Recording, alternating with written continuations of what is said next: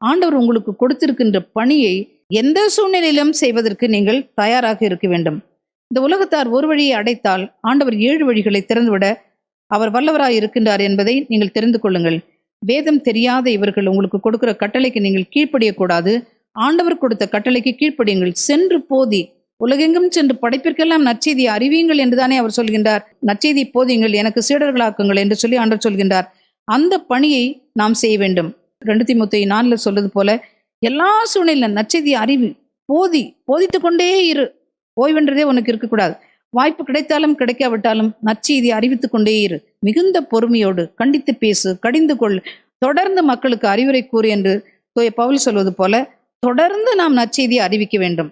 தொடர்ந்து போதித்துக் கொண்டே இருக்க வேண்டும்.